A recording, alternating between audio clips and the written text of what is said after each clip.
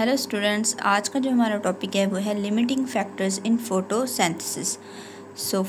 सबसे पहले limiting factor क्या होते हैं? Any environmental factor the absence or deficiency of which can decrease the rate of metabolic reaction is called the limiting factor of that reaction. कोई भी environmental factor, कोई भी जिसकी एब्सेंस मीन उसकी गैर हाजिरी, और डेफिशिएंसी मीन्स अगर वो कम है मिकदार में, उसकी कमी की वजह से जो मेटाबॉलिक रिएक्शन है वो कम हो जाए, डिक्रीज हो जाए, हम कहेंगे ये उस रिएक्शन का लिमिटिंग फैक्टर है कि इस फैक्टर की वजह से, इस फैक्टर की एब्सेंस या डेफिशिएंसी की वजह से ये जो मेटाबॉलिक रिएक्शन है ये डिक्रीज हो गया है, इसका रेट ऑफ रिएक्शन कम हो गया है, हम कहेंगे ये जो फैक्टर है वो इस रिएक्शन का लिमिटिंग फैक्टर है, right.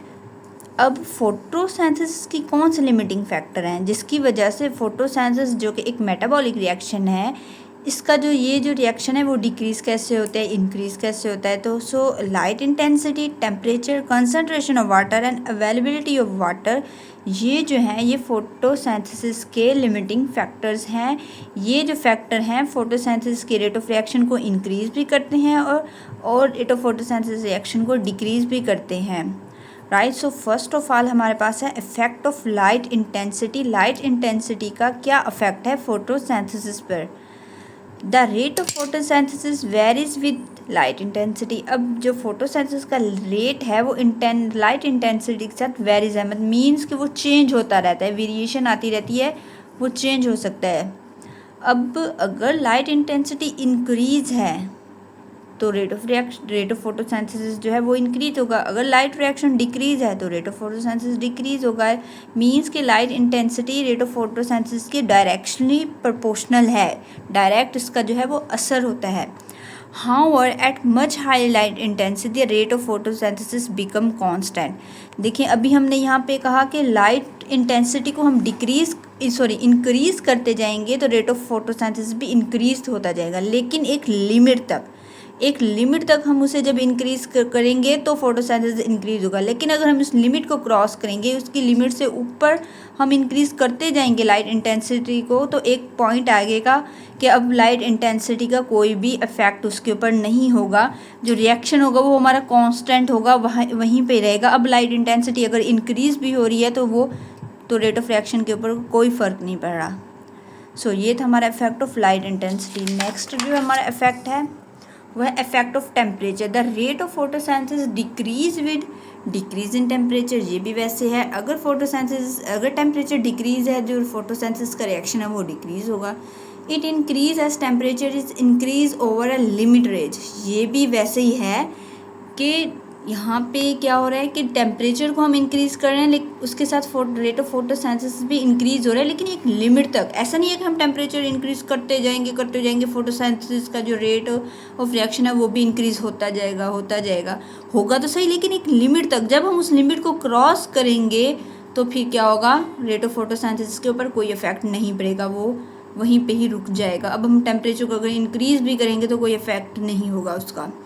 But if light intensity is low, लेकिन यहाँ पे एक कंडीशन भी ये है कि हम कह रहे हैं कि वाटर टेम्परेचर को जो हम इंक्रीज़ करेंगे तो रेट ऑफ फोटोसिंथेसिस भी इंक्रीज़ होगा, लेकिन इसके साथ ये एक कंडीशन है कि उसके साथ जो है लाइट इंटेंसिटी भी इंक्रीज़ हो।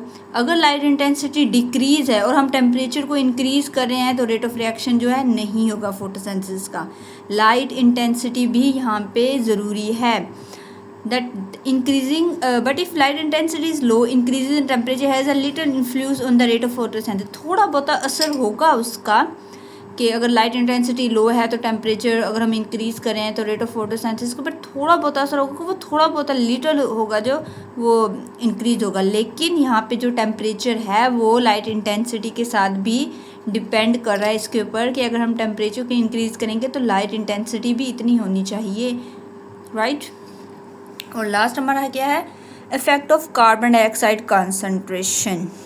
As carbon dioxide concentration rises, मतलब अगर बढ़ रही है, हम उसे इंक्रीज करें, the rate of photosynthesis goes on increasing, तो फोटोसिंथेसिस का जो रेट है वो भी इंक्रीज होता जाएगा, फोटोसिंथेसिस ज़्यादा होती जाएगी। गर्मियों में दिन के वक्त जो है वो फोटोसिंथेसिस बहुत ज़्यादा होती है।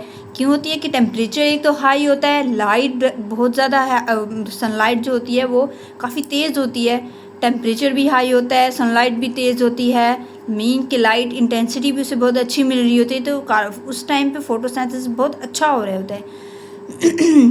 अगर यहाँ पे कि हम फोटोसिंथेसिस को अगर कार्बन डाइऑक्साइड की कंसनट्रेशन को इंक्रीज़ करेंगे तो फोटोसिंथेसिस का रेट ऑफ रिएक्शन भी इंक्रीज़ होगा। तब तक वो इंक्रीज़ होता रहेगा कि अगर कोई लिमिटिंग फैक्टर आके उसे रोक ना दे। ठीक है, कार्बन डाइऑक्साइड की कंसनट्रेशन अगर ज़्यादा होगी, रेट ऑफ फोटोसिंथेसिस भी ज़्यादा होता रहेगा अनटिल कि कोई लिमिटिंग फैक्टर आके उसे रोके। अगर कोई लिमिटिंग फैक्टर आके नहीं रोकेगा और कार्बन डाइऑक्साइड की कंसनट्रेशन हाई होती जाएगी तो फिर क्या होगा कि स्टोमेटा जो है वो क्लोज हो जाएगा और उससे क्या होगी, फोटोसिंथेसिस जो है वो रेट ऑफ फोटोसिंथेसिस डिक्रीज हो जाएगा। Increase in carbon dioxide concentration beyond a certain limit, एक सर्टेन लिमिट तक जो है उससे भी आगे हम इसका कंसनट्रेशन को इंक्रीज करते जा रहे हैं तो उससे क्या होगा, causes the closure of stomata, stomata जो है वो क्लोज हो जाएगी। अगर जब स्टोमेटा ही क्लोज हो जाएगी तो फोटोसिंथेसिस कैसे होगा, वहाँ पे कार्बन डाइऑक्साइड इंटर ही नहीं हो सकती। As it decrease the rate of photosynthesis, उससे जो है वो फोटोसिंथेसिस का रेट डिक्रीज हो गया। अब यहाँ पे टेम्परेचर का एक पॉइंट बताया गया, हम टेम्परेचर को डिक्रीज करते हैं ना तो जो मॉलिक्यूल्स होते हैं ना उनके अंदर जो काइनेटिक एनर्जी है वो भी डिक्रीज होती है, जिससे रेट ऑफ फोटोसिंथेसिस डिक्रीज होता है। अगर टेम्परेचर इंक्रीज होगा मॉलिक्यूल्स के अंदर जो काइनेटिक एनर्जी है, देखिए हम लोगों ने अभी एंजाइम के चैप्टर में पढ़ा था कि ये जो मॉलिक्यूल्स होते हैं ना इनके अंदर अगर हम इसको ये जो है एक दूसरे के साथ इस तरह अटैच होते हैं, अगर हम इनको टेम्परेचर देते हैं तो इनके अंदर जो है ये बाउंड टूटता है, ये एक दूसरे के साथ जो है वो एक दूसरे के साथ मीन क्लोजअप होते हैं, टकराते हैं, जिससे कि उनके अंदर एनर्जी काइनेटिक एनर्जी जो है वो इंक्रीज़ होती है। अब अगर हम इन्हें ये टेम्परेचर ही नहीं देंगे तो ये इनके अंदर मूवमेंट नहीं होगी, मोशन नहीं होगा, मॉलिकुलर मोशन नहीं होगा। ठीक है, फिर क्या होगा, रेट ऑफ फोटोसिंथेसिस डिक्रीज हो, काइनेटिक एनर्जी डिक्रीज हो जाएगी, रेट ऑफ फोटोसिंथेसिस भी डिक्रीज हो जाएगा। टेम्परेचर को इंक्रीज़ किया, मॉलिक्यूल्स के अंदर जो काइनेटिक एनर्जी है वो इंक्रीज़ हुई और रेट ऑफ फोटोसिंथेसिस भी इंक्रीज़ हुआ। लेकिन यहाँ पे लाइट इंटेंसिटी भी होनी चाहिए, टेम्परेचर जो है टेम्परेचर के साथ लाइट इंटेंसिटी भी का भी होना ज़रूरी है। सो ये हमारे थे फैक्टर्स अफेक्टिंग रेट ऑफ, जो कौन से लिमिटिंग फैक्टर है जो कि फोटोसिंथेसिस के ऊपर असरअंदाज हो रहे हैं, उसके ऊपर अपना इफेक्ट शो कर रहे हैं, राइट।